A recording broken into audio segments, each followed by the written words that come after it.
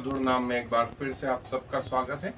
और हम प्रभु के राज्य के बारे में देख रहे हैं और बाइबल हमें बहुत अच्छी अच्छी बातें इस विषय में बता रही है। और ये शिक्षाएं प्रभु यीशु मसीह के अलावा हमें किसी ने नहीं दी, किसी ने हमें इस बारे में नहीं बताया, सिर्फ प्रभु यीशु मसीह ने। क्योंकि स्वर्ग पे कोई चढ़ा ही नहीं, ऐसा प्रभु यीशु मसीह कहते हैं, सिवाय इकलौते पुत्र के। और उसने स्वर्ग को पृथ्वी के लोगों पर प्रकट किया। इसके पहले हमने एक महत्वपूर्ण विषय देखा था कि प्रभु का राज्य सिर्फ हमको लगता है कि आएगा, नहीं, प्रभु का राज्य तो पृथ्वी बनने के पहले था, वर्तमान में भी, और पृथ्वी समाप्त होने के बाद भी रहेगा। और हम उस फ्यूचर किंगडम में जो है एक सदस्य के रूप में, एक सिटीजन के रूप में जो है प्रवेश करेंगे। आज हम लोग एक और महत्वपूर्ण चीज देख रहे हैं जिसके दो पहलू हैं। और कई बार कई लोगों को इसमें कंफ्यूजन भी उत्पन्न होता है, कई लोग उससे सहमत भी नहीं होते थे। लेकिन प्रभु ने बताया कि उस किंगडम में जो न्याय के बाद होगा, वहां परमेश्वर का कोई मंदिर नहीं होगा। और जो हिस्सा है वो मैं आपके लिए पढ़ रहा हूं, प्रकाशित वाक्य का 21वां अध्याय, और जो है 21वें अध्याय की 22वीं आयत से पढ़ रहा हूं। प्रकाशित वाक्य 21वां अध्याय 22वें आयत से आगे पढ़ रहा हूं, और कुछ 22वां अध्याय का भी हिस्सा पढ़ूंगा। फिर हम उसके सिक्के का जो दूसरा पहलू वो भी देखेंगे, और उस पर बाइबल क्या बताती है वो देखेंगे। 22वीं आयत में लिखा है, मैंने उसमें कोई मंदिर न देखा, क्योंकि सर्वशक्तिमान प्रभु परमेश्वर और मेमना उसका मंदिर है, और उस नगर में सूर्य और चांद के उजाले का प्रयोजन नहीं, क्योंकि परमेश्वर के तेज से उसमें उजाला हो रहा है, और मेमना उसका दीपक है, और जाति जाति के लोग उसकी ज्योति में चले फिरेंगे, और पृथ्वी के राजा अपने तेज का सामान उसमें लाएंगे, और उसके फाटक दिन को कभी बंद न होंगे और रात वहां न होगी, और लोग जाति जाति के तेज और विभव का सामान उसमें लाएंगे, और उसमें कोई अपवित्र वस्तु या घृणित काम करने वाला या झूठ का गढ़ने वाला किसी रीति से प्रवेश न करेगा, पर केवल वे लोग जिनके नाम मेमने की जीवन की पुस्तक में लिखे हैं। और फिर जो है 22वें अध्याय की जो है 3री आयत से जो है मैं आगे आपके लिए पढ़ रहा हूं, और फिर श्राप न होगा, और परमेश्वर और मेमने का सिंहासन उस नगर में होगा, और उसके दास उसकी सेवा करेंगे और उसका मुंह देखेंगे, और उसका नाम उनके माथों पर लिखा हुआ होगा, और फिर रात न होगी, और उन्हें दीपक और सूर्य के उजाले का प्रयोजन न होगा, क्योंकि प्रभु परमेश्वर उन्हें उजाला देगा, और वे युगानुयुग राज्य करेंगे। उस स्वर्गीय जीवन में न्याय के बाद जो जीवन है उसमें कोई मंदिर नहीं है, क्योंकि स्वयं परमेश्वर उसमें उपस्थित होगा। इसके पहले जो दूसरा पहलू है वो ये कि स्वयं प्रभु यीशु मसीह ने प्रकाशित वाक्य के 3रे अध्याय में कहा, जो जय पाए उसे मैं अपने मंदिर का खंबा बनाऊंगा। फिर 15वें अध्याय प्रकाशित वाक्य में आया है, मैंने मंदिर को जो है खुला हुआ देखा। फिर मंदिर खोला गया, उसमें साक्षी का वो पत्र जो है लिखा, और 7वीं विपत्ति में लिखा है, परमेश्वर के मंदिर में से ये बड़ा शब्द आया कि हो चुका। एक तरफ मंदिर और दूसरी तरफ मंदिर नहीं, कोई कंफ्यूजन नहीं है। न्याय के पहले मंदिर की जरूरत, और न्याय के बाद जब स्वयं परमेश्वर आ गए कोई मंदिर की जरूरत, फिर सूर्य और चंद्रमा के उजाले की जरूरत, फिर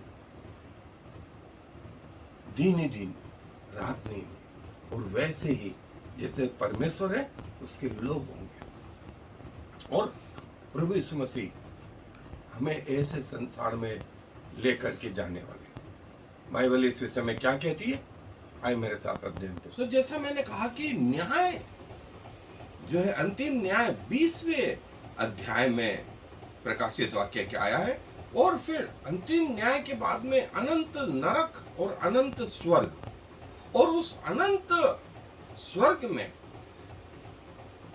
फिर मंदिर की कोई आवश्यकता नहीं। और प्रभु यही बताते हैं कि फिर मैंने कोई मंदिर नहीं देखा, और स्वयं परमेश्वर और मेमना उसका मंदिर है, और उस मंदिर, उस राज्य में मंदिर की कोई आवश्यकता ही नहीं है, क्योंकि स्वयं परमेश्वर वहां उपस्थित है। और जो ग्रीक शब्द आया है मंदिर के लिए, अंग्रेजी में टेम्पल, और ग्रीक शब्द जो है वो आया है नाओस, नाओस, जिसका वर्णन 1 कुरिन्थियों 3 अध्याय 17वीं आयत, 6वां अध्याय 19वीं आयत। सो परफेक्टनेस जो है प्रभु के उस मंदिर में आ गई, टेम्पल या नाओस में आ गई। और नाओस वो शब्द है जो उस महापवित्र स्थान में, जो मूसा के तीसरे लेवल पे था, वो नाओस शब्द जो है आया है। फिर उस पवित्र नगर में जो है सूर्य के उजाले का प्रयोजन है, चंद्रमा भी नहीं होगा, क्योंकि चंद्रमा और सूर्य को बनाने वाला परमेश्वर स्वयं वहां उपस्थित है, जिसकी महिमा से वहां प्रकाश हो रहा है, और मेमना उसका दीपक है। और जब स्वयं प्रभु यीशु मसीह पृथ्वी पर थे, उन्होंने कहा कि मैं जगत की ज्योति हूं, मैं जगत की ज्योति हूं। और देखें प्रकाशित वाक्य में प्रभु ने कहा कि वहां सूर्य और चंद्रमा के उजाले का कोई प्रयोजन नहीं, क्योंकि परमेश्वर के तेज से उसमें उजाला हो रहा है, और मेमना उसका दीपक है। और आगे बोलता है कि लोग उसके उजाले में चलेंगे फिरेंगे, और जो है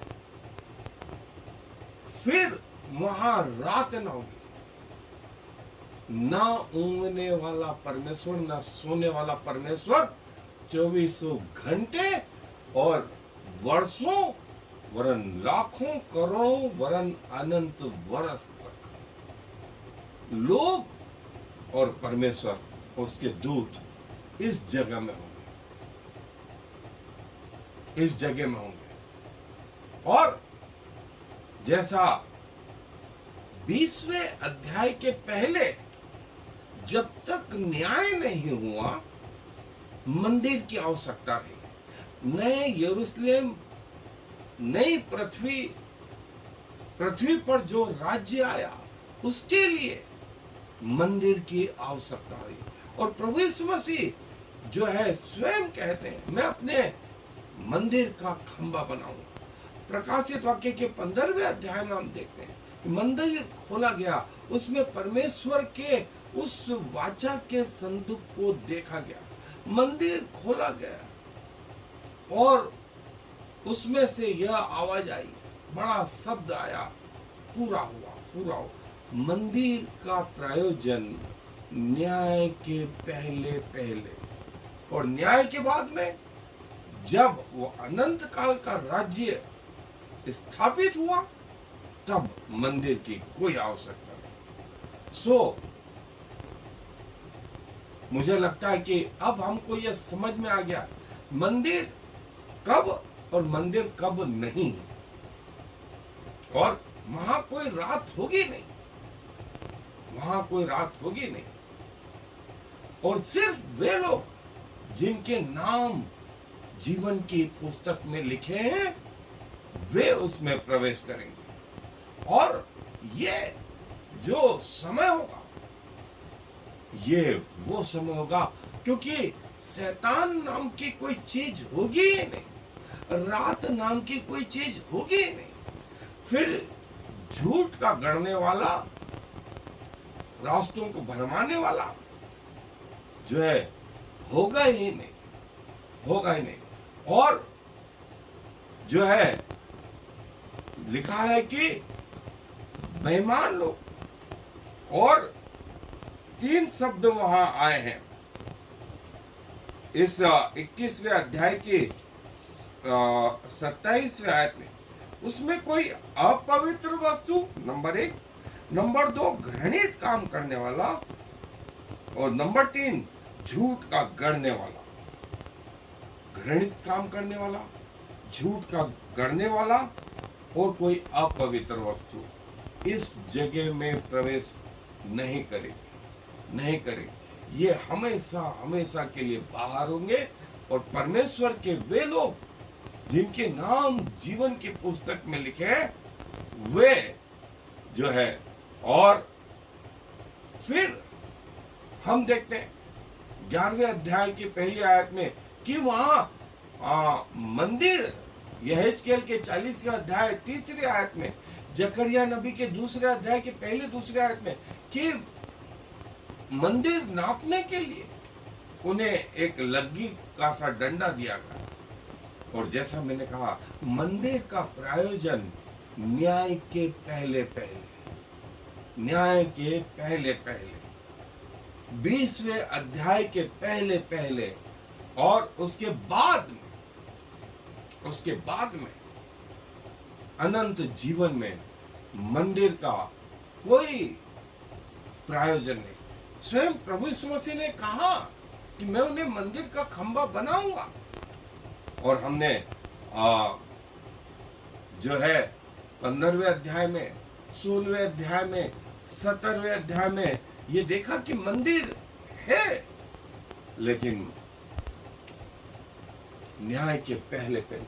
और जिसके नाम जीवन की पुस्तक में लिखे हुए मिले, वे उस अनंत जीवन में प्रवेश कर पाए, अन्यथा नहीं, अन्यथा नहीं। पुस्तकें खोली गई, 20वें अध्याय में लिखा है सिंहासन रखे गए, पुस्तकें खोली गई, और जैसा उन पुस्तकों में लिखा गया था, हर एक व्यक्ति का न्याय उसके कर्मों के अनुसार किया गया। और जिस किसी का नाम जीवन की पुस्तक में लिखा हुआ ना मिला, वो आग की झील में डाला, जहां शैतान और उसके दूत और उसके लोग पहले से हैं। ये वो अंतिम न्याय, ये वो अंतिम न्याय। सो परमेश्वर का राज्य, परमेश्वर का राज्य, जहां पर मंदिर की कोई आवश्यकता नहीं, जहां सूर्य और चांद के उजाले की आवश्यकता नहीं, क्योंकि स्वयं प्रभु परमेश्वर के उजियाले से वहां प्रकाश हो रहा है। और मेमना उसका दीपक है। और मेमना जब पृथ्वी पर था तो उसने कहा था कि मैं जगत की ज्योति हूं और तुम भी जगत की ज्योति हो। मेमना स्वयं दीपक वहां का होगा, और पिता और पुत्र वहां के मंदिर होंगे।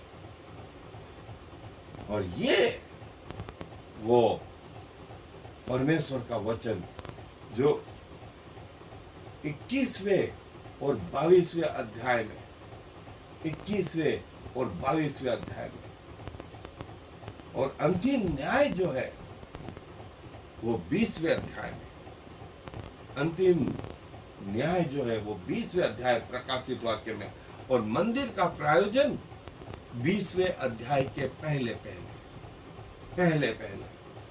सो प्रभु हमको ये बताना चाहता है कि ये वो बगीचा है जहां 22वें अध्याय की पहली आयत से लगा करके दूसरी आयत में आप देखेंगे कि परमेश्वर के सिंहासन के नीचे से एक सोता बहता है, जिसके दोनों जीवन के पेड़ का वृक्ष लगा हुआ है, और वो हर ऋतु में फलता है।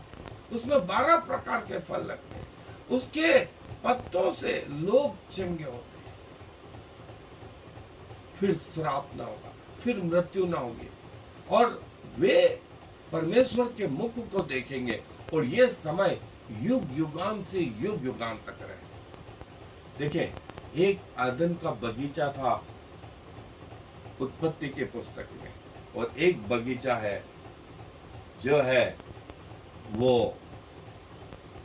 प्रकाशित वाक्य में। उसके 22वें अध्याय की पहली 2 आयतों में इसका वर्णन है। पहला आदम फेल हो गया, दूसरे आदम ने वो सब कुछ बना दिया। इसलिए आनंदित हो। यहां कहा था यदि तुम उसका फल खाओगे तो मर जाओ, लेकिन यहां फल खाने को दिए, हमेशा का जीवन रहे। सो ये हमारा आनंदित हो, मगन हो। पृथ्वी पर हमको कष्ट होता है, इसलिए प्रभु यीशु मसीह ने कहा कि पृथ्वी पर तुम्हें कष्ट हो तो इसके पहले ये सोचना कि मुझे भी वो कष्ट हुआ, पृथ्वी के लोगों ने मुझे सताया, तो तुम्हें यदि सताए तो अनहोना नहीं, सिर्फ धीरज धरना, अपने प्राण देने तक मर जाना, लेकिन प्रभु को नहीं छोड़ना। प्रभु अपने वचन पर आशीष दे। धन्यवाद देते हैं उस स्वर्गीय जीवन के लिए, जहां पर आपने कहा कि दिन और रात ऐसा समय नहीं होगा, वहां दिन ही दिन होगा, वहां आपकी उपस्थिति होगी, लोग आपके उजाले में चलेंगे फिरेंगे, वहां सूर्य और चंद्रमा भी नहीं होंगे, और वहां कोई मंदिर भी ना होगा, आप वहां के सर्वे सर्वा होंगे। प्रभु, हम अपने आप को धन्य मानते हैं कि आप हमारे लिए ऐसा प्रयोजन करते हैं जो हमारी समझ के बाहर है, और प्रभु यीशु मसीह ने हम पर ये बातें प्रकट करी कि हम उस आने वाले जीवन को देख करके आनंदित हो।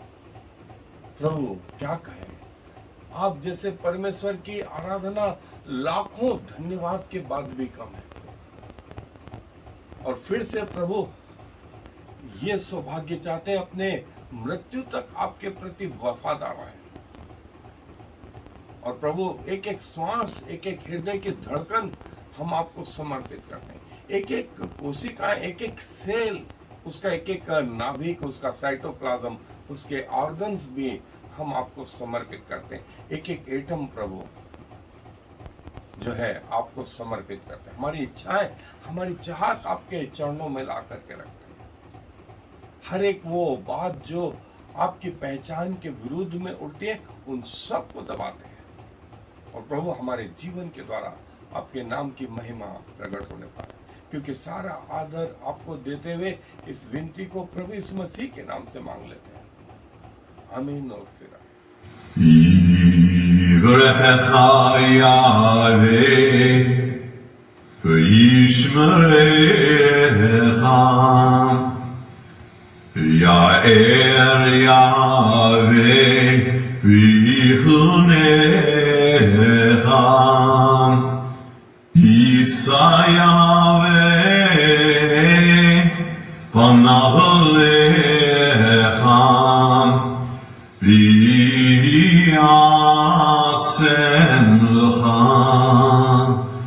Shalom. May the Lord bless you and protect you. May the Lord smile on you and be gracious to you. May the Lord show you his favor and give you his peace.